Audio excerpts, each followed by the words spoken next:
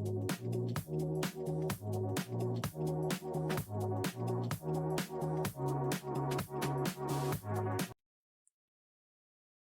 மக்களே. ஃபாரினர்ஸ் டென்மார்க்ல தங்கணும் அப்படின்னு நினைக்கிறாங்கன்னா அவங்க தங்குறதுக்கான ஒரு காஸ்ட் எஃபெக்டிவான இடமா பேஸ் கேம்பை சொல்றாங்க. அந்த பேஸ் கேம்ப் எப்படி இருக்கும் அப்படின்னு இந்த வீடியோல பார்க்கலாம். அதோ தெரியுது பாத்தீங்களா ஒரு பில்டிங்கு. அந்த தூரத்துல தெரிகிற இந்த பில்டிங் தான் பேஸ் கேம்ப்பு. ஸோ நம்ம இப்போ அங்கதான் போய்கிட்டு இருக்கோம். இப்போ நம்ம பேஸ் கேம்புக்குள்ள வந்தாச்சு. ஸோ இது மோஸ்ட்லி நிறைய ஸ்டூடெண்ட்டுக்கான நல்ல ரெசிடென்ஸ் பிளேஸாக சொல்கிறாங்க. ரொம்பவே காஸ்ட் எஃபெக்டிவ் அப்படிங்கிறனால நிறைய ஸ்டூடெண்ட்ஸ் இங்கே தங்கி படிக்கிறதுக்கோ இல்லை பார்ட் டைம் ஜாப் பண்ணுறதுக்கோ ப்ரிஃபர் பண்ணுறாங்க. இந்த பிளேஸுக்கு minimum 3000 DKK per month rent கொடுக்குற மாதிரி இருக்கும் மந்த்லி. ஸோ ஸ்டூடெண்ட்டாக இங்கே வர்றவங்களுக்கு இது ஒரு நல்ல ஆப்ஷனாக இருக்கும். பட் உங்களுடைய பே பண்ணுற அமௌண்ட்டுக்கு ஏற்ற மாதிரி உங்களுடைய ரூமில் ஃபெசிலிட்டிஸ் இருக்கும். ஸோ நீங்கள் எதிர்பார்க்குற ஃபெசிலிட்டிஸ்க்கு ஏற்ற மாதிரி உங்களோட பட்ஜெட்டில் ஒரு ரூம் கண்டிப்பாக இங்கே கிடைக்க வாய்ப்பு இருக்குது. இப்போ நம்ம பேஸ் கேம்போட ரூஃப் டாப்பில் இருக்கோம். ஸோ நான் டைரெக்டாக அதோட லாஸ்ட் ஃப்ளோருக்கு வந்திருக்கேன். இங்கேருந்து பேஸ் கேம்போட டாப் வியூ எப்படி இருக்குது, கீழே பார்க்கும்போது எப்படி இருக்குது அப்படின்னு சொல்லி நம்ம பார்க்க போகிறோம்.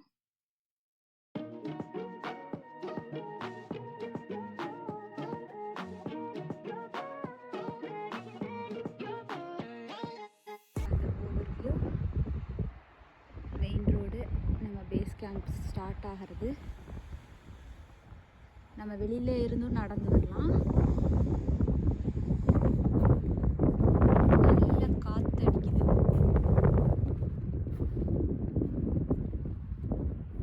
எவ்வளோ வெளிச்சமாக இருக்குது. ஆனால் இப்போது டைம் எத்தனை அப்படின்னு பார்த்தீங்கன்னா 6:30.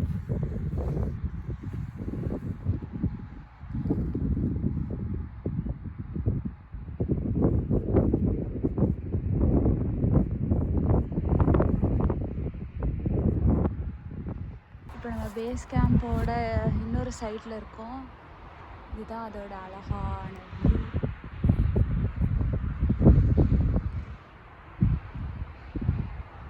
ஸோ அங்கே தெரியறதா லிட்டில். அந்த இடத்துல இருக்கிற லிட்டில் கிராசரி எல்லாம் வாங்கிக்கலாம் அங்கேருந்து.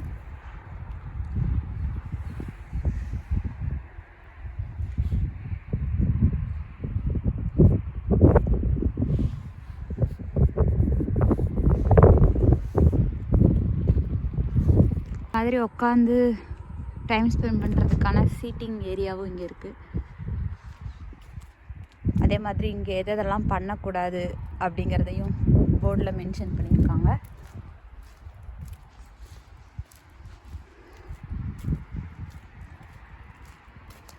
ஸோ நீங்கள் எந்த பில்டிங்கில் இருந்தாலும் சரி, 2F ABCD எதில் இருந்தாலும் சரி, அட் லாஸ்ட் இந்த மாதிரி இந்த வழியாக கீழே இறங்கி போகிற மாதிரி இருக்கும்.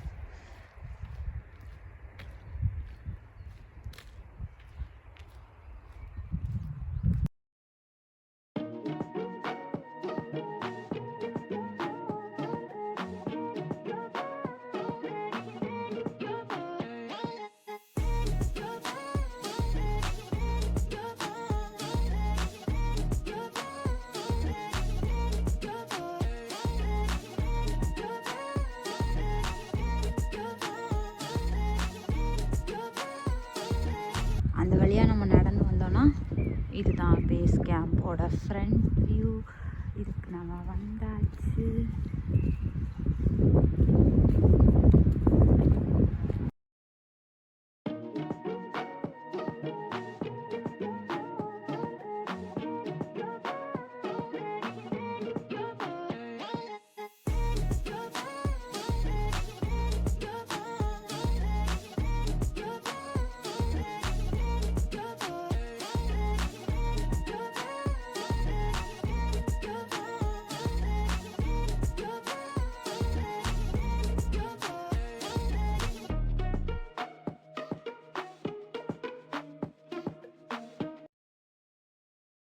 எல்லா பிளாக்லேயும் ஒரு பர்டிகுலர் ஏரியாவில் வாஷிங் மிஷின் அண்ட் ட்ரையர் இருக்கும். ஸோ அந்த இடத்துக்கு போய் நீங்கள் low cost laundry service use பண்ணி துணியெல்லாம் துவைச்சிக்க முடியும்.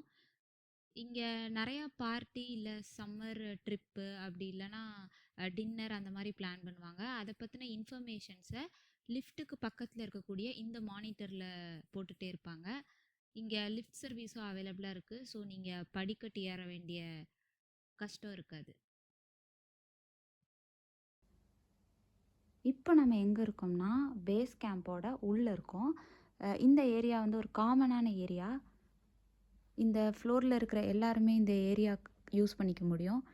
இங்கே டிவியும் இருக்குது. சப்போஸ் ஏதாவது ஒரு கெட் டுகெதர் எல்லோரும் சேர்ந்து படம் பார்க்கணும் அப்படின்லாம் நினச்சிங்கன்னா இந்த இடத்த யூஸ் பண்ணிக்க முடியும். அது மட்டும் இல்லாமல் குரூப் ஸ்டடி பண்ணுறதா இருந்தாலும் இங்கே பண்ணலாம். பேஸ் கேம்பில் மோஸ்ட்லி நிறைய ஸ்டூடெண்ட்ஸ் இருக்கிறனால இந்த மாதிரியான ஒரு காமன் பிளேஸ் வந்து ரொம்பவே யூஸ்ஃபுல்லாக இருக்கும். அது மட்டும் இல்லாமல் இங்கே கிச்சனும் இருக்குது. இந்த கிச்சன் காமன்.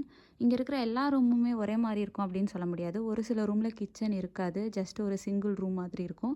அந்த மாதிரி ஆளுங்கள்லாம் கண்டிப்பாக இந்த கிச்சனை யூஸ் பண்ணிக்குவாங்க. பட் கிச்சனை யூஸ் பண்ணுறதுக்கும் நிறையா ரூல்ஸ் அண்ட் ரெகுலேஷன்ஸ் இருக்குது. அது எல்லாமே அங்கே இருக்கிற அந்த நோட்டீஸ் போர்டில் அவங்க மென்ஷன் பண்ணியிருப்பாங்க. அது மட்டும் இல்லை, இந்த கிச்சனை யூஸ் பண்ணுறவங்க எல்லாருக்கும் ஒரு வாட்ஸ்அப் குரூப் இருக்கும். ஸோ சப்போஸ் நீங்கள் அந்த ரூல்ஸை ஃபாலோ பண்ணல அப்படின்னா அதில் உங்களுக்கு இன்ஃபர்மேஷனும் வந்திருக்கும். இங்கே ஃப்ரிட்ஜு நீங்கள் யூஸ் பண்ணிக்க முடியும், அவன் நீங்கள் யூஸ் பண்ணிக்க முடியும், ஸ்டவ்வெல்லாம் நீங்கள் யூஸ் பண்ணிக்கலாம். பட் எல்லாமே யூஸ் பண்ணி முடிச்சுட்டு க்ளீனாக அதை கழுவி வச்சிடணும். அதுதான் அவங்க வந்து சொல்லியிருப்பாங்க. அது மட்டும் இல்லாமல் உங்களுக்கு தேவையான எல்லா வெசல்ஸு, உடன்சில்ஸு, ஸ்பூனு, ஃபோக்கு என்னென்ன வேணுமோ எல்லாமே காமன். அதெல்லாம் இந்த கீழே இருக்கிற அந்த ட்ராவில் இருக்கும். அதை எடுத்து யூஸ் பண்ணிக்கலாம். யூஸ் பண்ணி முடிச்சுட்டு அந்த திங்ஸ் எல்லாம் மறக்காமல் கழுவி வச்சிடணும். நீங்கள் டிஷ்வாஷர் யூஸ் பண்ணி கழுவுவீங்களோ இல்லை எப்படி கழுவுவீங்களோ, பட் க்ளீனாக கழுவி இருக்கணும். கழுவுனது மட்டும் இல்லாமல் அந்த ஸ்பாஞ்ச் எல்லாம் சிங்க்குள்ளேயே போட்டிருக்கக்கூடாது. சிங்க்குமே க்ளீனாக தான் வச்சுருக்கணும். இப்போ பார்த்தீங்கன்னா இப்போ யாரோ இப்படி போட்டு போயிருக்காங்க. இதை கண்டிப்பாக ஒரு ஆள் ஃபோட்டோ எடுத்து அந்த குரூப்பில் போட்டு இது யார் பண்ணீங்களோ ஒழுங்காக இந்த மாதிரி பண்ணாதீங்க, வாஷ் பண்ணி அங்கே எப்படி வச்சுருக்காங்களோ அது மாதிரி வெளியில் எடுத்து வைங்க அப்படின்னு சொல்லுவாங்க. ஸோ இந்த இடத்துல நீங்கள் காமனாக குக் பண்ணிக்கலாம் நிறைய பேர் சேர்ந்து. அதே மாதிரி இதுதான் வந்து அவங்களோட அந்த டைனிங் ஏரியா. இப்போ நீங்கள் உங்கள் ஃப்ரெண்ட்ஸை கூட்டிகிட்டு வரீங்க அப்படின்னா, சப்போஸ் மோர் தென் 4 மெம்பர்ஸ் இருக்காங்கன்னா நீங்கள் கண்டிப்பாக அந்த கிச்சன் வாட்ஸ்அப் குரூப்பில் அதை முன்னாடியே இன்ஃபார்ம் பண்ணியிருக்கணும். அது மட்டும் இல்லாமல் உங்கள் ஃப்ரெண்ட்ஸு அவங்க யூஸ் பண்ணுற அந்த திங்ஸ் எல்லாத்தையும் ப்ராப்பராக கழுவி வச்சுட்டு போயிருக்காங்களா அப்படிங்கிறதையுமே செக் பண்ணுவாங்க. இதுதான் அந்த வாட்ஸ்அப் குரூப்பு லிங்க்கு. ஸோ இந்த QR கோடை வச்சு நீங்கள் வந்து அந்த குரூப்பில் ஜாயின் பண்ணிக்கலாம். இது வந்து நோட்டீஸ் போர்டு. ஸோ இந்த நோட்டீஸ் போர்டில் உங்களுக்கு தெரியும் இங்கே இருக்கிற இந்த F2 அப்படிங்கிற இந்த பர்டிகுலர் பிளாக்ல இருக்கிற என்னென்ன ரூம் வந்து என்ன மாடல், சிங்கிள் ரூமா இல்லை ஸ்டுடியோ கைண்ட் ஆஃப் ரூமா அப்படிங்கிறது தெரியும். அப்புறம் இங்கே நம்மளுடைய இந்த பர்டிகுலர் ஏரியாவில் இருக்கிற அவங்களோட பர்த்டே, அவங்க என்னைக்கு பர்த்டே செலிப்ரேட் பண்ணுறாங்க அப்படின்னு மென்ஷன் பண்ணியிருப்பாங்க. ஸோ அந்த நாள் அவங்களுக்கு விஷ் பண்ணுறதுக்காக இது வந்து அப்ரிசியேஷன் நோட்டு. சப்போஸ் யாராவது அன்றைக்கி அவங்க ஒரு ஆள் குக் பண்ணியிருப்பாங்க, இல்லை ஏதாவது கேக் பண்ணியிருப்பாங்க. ஸோ அதுக்கு வந்து ஃபுட்டு நல்லா இருந்துச்சு அப்படின்னு சொல்லி ஒரு அப்ரிசியேஷன் கொடுக்குற மாதிரி தான். நீங்கள் பார்த்தாலே தெரியும், ஒருத்தர் அமேசிங் கேக் அப்படின்னு மென்ஷன் பண்ணியிருக்காரு, தேங்க்ஸ் ஃபார் கிரேட் பார்ட்டி அதெல்லாம் போட்டிருக்காங்க. ஸோ இது ஜென்ரலாக ஒரு அப்ரிசியேஷன் இது தான்.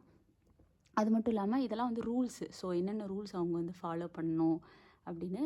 இங்கே கிச்சனை சுத்தமாக வச்சுக்கிறவங்களுக்கு வந்து ரிவார்டு மாதிரி ஒரு ப்ரைஸும் வந்து கொடுப்பாங்க. ஜஸ்ட் ஒரு ட்ராஃபி இருக்கும், கிச்சன் ட்ராஃபி. அது வந்து எதை டிஸ்பிளே பண்ணுதுன்னா excellence in cleaning and team work தான். ஸோ ஈவன் கிளன்லினஸ்ஸை வந்து ரேட்டிங்கில் கொடுத்துருப்பாங்க. ரொம்ப டர்ட்டியாக இருக்கா, இல்லை டர்ட்டியாக இருக்கா, இல்லை ஓரளவு க்ளீனு, இல்லை ரொம்ப க்ளீனாக இருக்குது, இல்லை ரொம்ப க்ளீனாக இருக்குது, அந்த மாதிரி ஸ்பெசிஃபை பண்ணி மென்ஷன் பண்ணியிருப்பாங்க.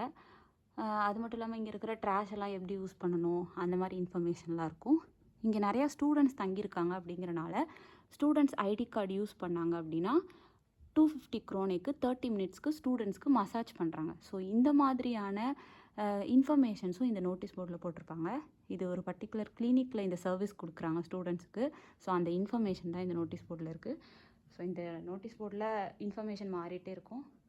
பெனிஃபிஷியலான ஒரு நோட்டீஸ் போர்டு அப்படின்னு சொல்லலாம்.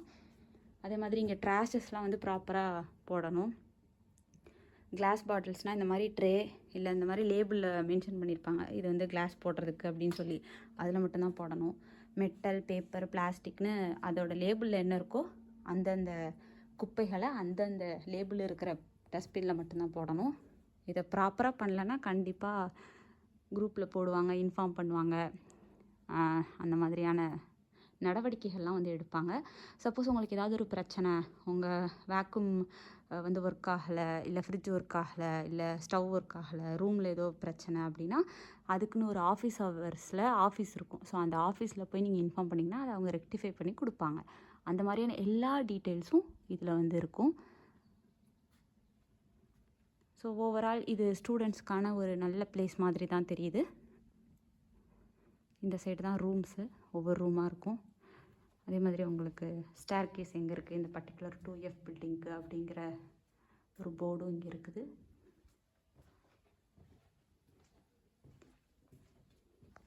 ஸோ உங்கள்கிட்ட வெஹிக்கிள்ஸ்லாம் இருந்துச்சுன்னா நீங்கள் இங்கே தான் வந்து பார்க் பண்ணியிருக்கணும். அதே மாதிரி டஸ்ட்பின்லாம் இங்கே காமனாக இருக்குது.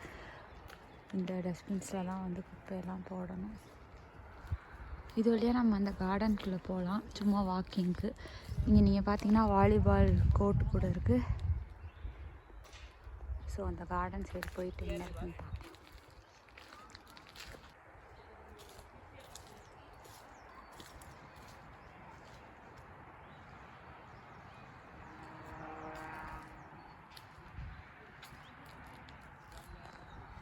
ஸோ இது ஃபுல்லாக வெறும் மரம் தான்.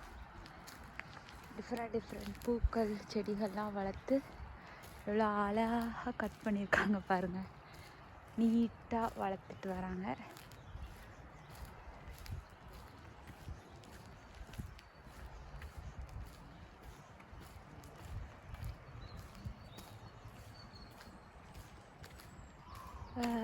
ஓகே, இதுவுமே ஒரு சிமெட்ரி தான். நீங்கள் பார்த்தாலே தெரியும், அங்கங்கே நிறையா அந்த கல்வெட்டெல்லாம் வச்சு இருக்குது. ஸோ இதுவும் ஒரு சிமெட்ரி தான்.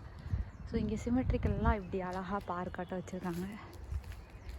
அதுவும் இது பேஸ் கேம்புக்கு பக்கத்தில் இருக்குது.